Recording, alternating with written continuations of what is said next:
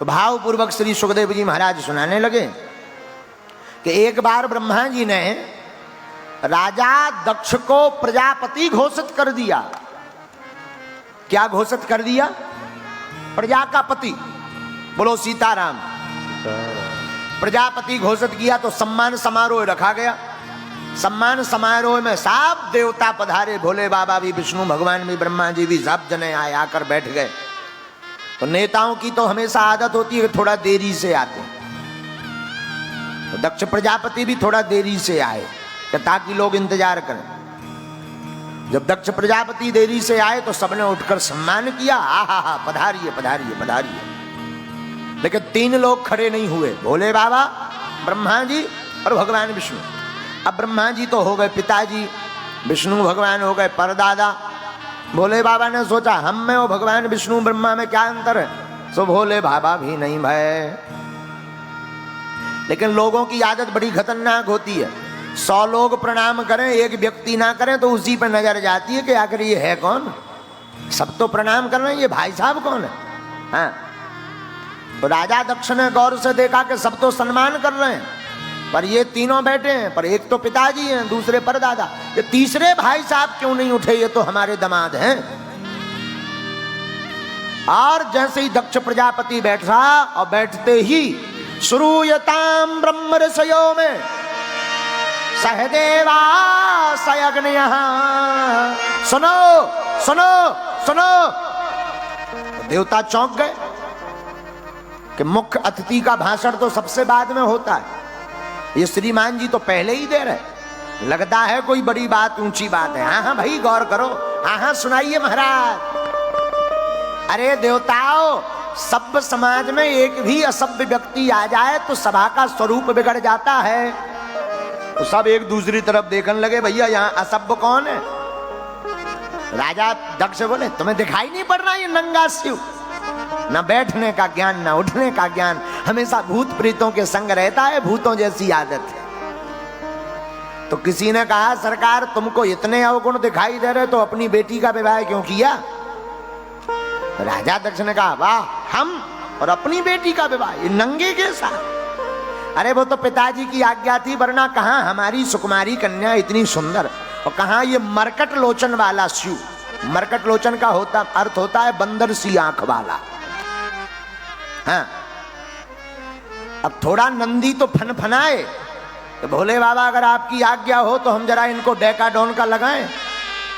भोले बाबा ने कहा नहीं नहीं नहीं, कीप क्वाइट साइलेंट, शांति के साथ बैठो। ये ससुराल की गालियां हैं, किसी को विवाह में मिलती, हमें शादी के बाद मिल रही है, प्रेम पूर्वक पाओ। अब बेचारा नंदी भी क्या करे, चुप बैठ गया। भोले बाबा को देख करके मुस्कुराता हुआ देख, अच्छा किसी को क्रोध हो, गुस्सा बहुत चढ़ी हो और तुम मुस्कुरा दो, वाह सो स्वीट। फिर देखो तुम उसके गुस्से का पारा एकदम भन, मैं खा जाऊंगा। और जैसे ही वो भन भनावे, शरीर कपे, सोई तुम फिर कह देना आहा क्या गजब जम रहे हो भैया, तो वो दीवार में अपना खपाड़ मार लेगा। बोलो सीताराम। तो राजा दक्ष तो नाराज है, अब भोले बाबा तो एकदम मुस्कुरा रहे हैं। सदा वसंतम हृदयारविंदे, सदा आनंद में रहते भोले बाबा। आहा, सोई राजा दक्ष का दिमाग और ठनक गया और चिल्ला करके बोला सुनो, आज के बाद किसी भी यज्ञ में भगवान शंकर का कोई भाग नहीं होगा, कोई भाग नहीं होगा, जाओ हमारा श्राप। अब तो नंदी महाराज से नहीं रहा गया, नंदी महाराज का दिमाग खराब हो गया, बहुत बक बक बक बक बक सुन ली और खड़े भय तमक करके नंदी, क्यों? हरिहर नंदा सुने जो काना,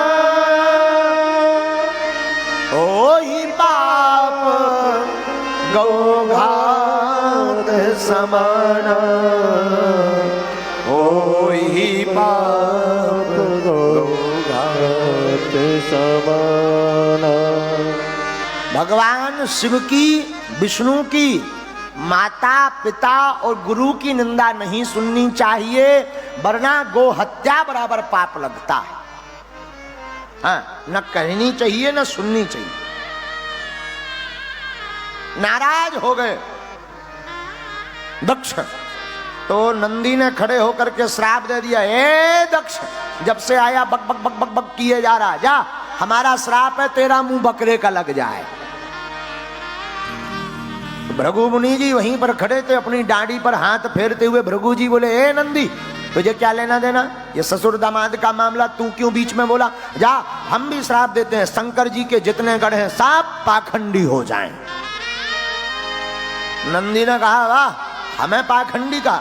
सोई नंदी तमक करके उठे, ए बाबा, ज्यादा पटर पटर पटर पटर बोल रहा है, जा, हम भी श्राप देते हैं, तेरे जैसे जितने ब्राह्मण हैं सब मांगने वाले मंगना चटुकार ब्राह्मण बन जाए, जा। हम ब्राह्मणों को तो तब से ही मांगने का श्राप लगा है, अब वो ब्राह्मण किसी काम का नहीं है जो मांग के ना जाने। बोलो सीताराम, जोर से बोलो। लाला जी नहीं, बाकी ब्राह्मण तो मांगने ही होते हैं।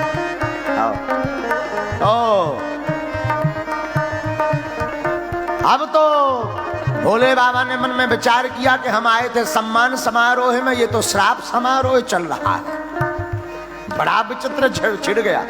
तो भोले बाबा ने सोचा यहाँ से भाग लेने में ही सार है, सोई नंदी का हाथ पकड़ा, ये चलो। अरे नंदी बोले थोड़ा और मजा ले लो। अरे भोले बाबा बोले कहाँ मजा ले लो, तुम श्राप में कहीं हमको भस्म और मत करवा दो, चलो यहाँ से। और भोले बाबा चले गए, बाबा गए, मां सती को नहीं बताया, और राजा दक्ष का दिमाग ठनक गया, एक तो क्रोध में, दूसरा मुस्कुराए, और भोले बाबा तीसरा चले भी गए। रहते तो थोड़ा ताव और दिखाते, अब तो और दिमाग ठनक गया। तो राजा दक्ष ने एक यज्ञ का आयोजन किया, सबको न्योता दिया, पर भोले बाबा को नहीं दिया। आखिरी यज्ञ इसीलिए रखी थी कि भोले बाबा को नीचा दिखाएं। देवता भी बड़े चतुर होते हैं, कई बार पड़ोसी भी जले पर नमक छिड़कने का काम बहुत अच्छा करते हैं। तो जब यज्ञ के लिए सब देवता जाने लगे तो सब पुष्पक विमान कैलाश पर्वत के ऊपर से लिए जा रहे हैं, हुन्न हुन्न हुन्न, हाँ, चले जा रहे हैं ताकि भोले बाबा का ध्यान जाए। बाबा तो कैलाश पर्वत पर बैठ गए बड़े आनंद के साथ, लेकिन देवता सब कैलाश पर्वत के ऊपर से विमान लेकर जाने लगे तो एक विमान में गंधर्वियां गाती हुई जा रही थी। तो माता पार्वती ने गौर से देखा, मां सती ने गौर से देखा, तो मां सती ने आवाज लगाई, अरे ओ गंधर्वियों, कहां जा रही? ओ हो, अरे सती, तू अभी तक घर पे बैठी है, तुझे पता ना है तेरे पिताजी ने कितने बड़े यज्ञ का आयोजन किया? ओ हाँ हाँ पता है, तुम चलो चलो चलो, मैं अभी आई। झूठ बोल दिया। मां सती भोले बाबा के पास आई और आते ही माता सती भोले बाबा के चरणों को दबाने लगी। भोले बाबा समझ गए आज कुछ गड़बड़ है। जिस दिन ज्यादा सेवा तुम्हारी श्रीमती जी कर में, बार बार मीठी चाय के लिए पूछें, बार बार बादाम का हलवा खिलावें, समझ जाओ या तो जेब कटने वाली है या गर्दन। बोलो सीताराम, जोर से बोलो, और जोर से बोलो। माता सती चरणों की सेवा करने लगी। भोले बाबा बोले, देवी आज क्या बात है, बड़ी सेवा निकल रही है। महाराज, हम स्त्रियों का तो धर्म है पति के चरणों की सेवा करना। बात भी सही है, विवाहित स्त्री का धर्म है पति के चरणों की सेवा करना प्रतिदिन। और जो स्त्री अपने पति के चरणों की नित्य सेवा करती है उस घर में कलेश कम होता है। हाँ, अच्छा, कितने भाग्यशाली पुरुष हैं जिनकी पत्नियां रोज चरण दबाती हैं? जरा हाथ उठाओ। रोज, एवरीडे। बगल में श्रीमती जी बैठी हो तो उनके प्रभाव के चक्कर में मत बोल देना कि घर जाके कहीं बेलन चिमटा न मारे कि तुमने हमारी इज्जत तक नहीं बचाई। एक भी नहीं है दिल्ली में। ए डूमरो चुल्लू भर। अच्छा तुम उनकी लोगाई रोज दबाओ चरण ता कैमरा करिए ही बब्बा की तरफ, बुढ़ापे की तरफ कर कर कर एगर कर कैमरा नजदीक ले अम्मो लो करो दर्शन।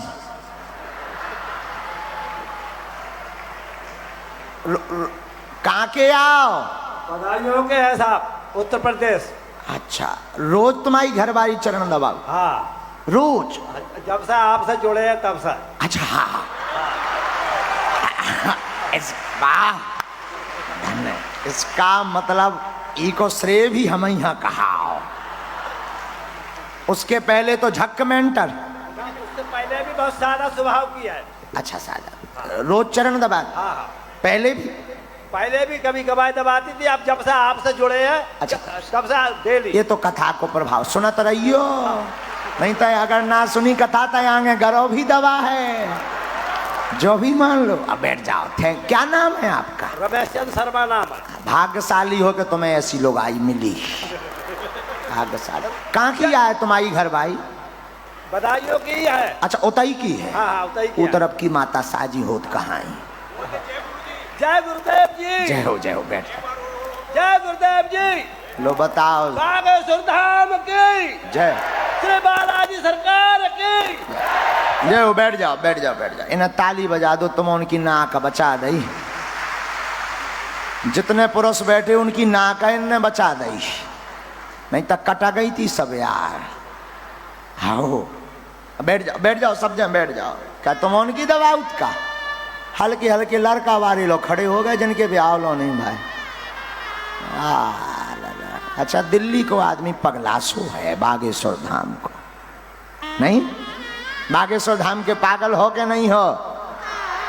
हाँ इन बिगड़े दिमागों में भरे अमृत के लच्छे हैं। अरे हमें पागल ही रहने दो, ऐसे तो हम पागल ही अच्छे हैं। तो माता सती चरणों को दबाने लगी। भोले बाबा बोले देवी जी आज बड़ी सेवा हो रही, क्या कारण है? तो सती ने कहा महाराज ये तो हमारे धर्म पत्नियों का धर्म है, पति के चरणों की सेवा करना। देखो ये परम धर्म है, स्त्रियों का धर्म है। देखो पति के चरणों में शुक्र का भाग होता है, शुक्र का। और जो स्त्री अपने पति के चरणों की नित्य सेवा करती है उस घर में कभी भी अलक्ष्मी और अशांति का वास नहीं होता है।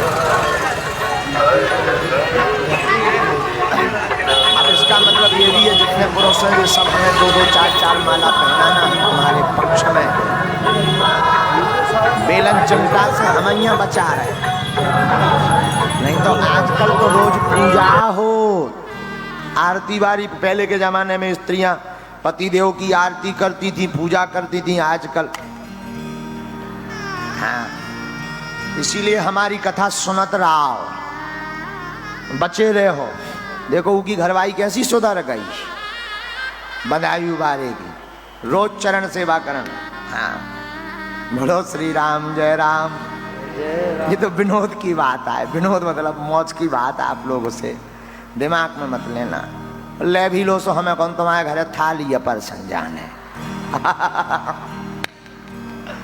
श्री राम जय राम जय राम। देखो हमारी तो मौज की कथा है, जो हमारे हनुमान जी के मन में आ गई सो बोल दी।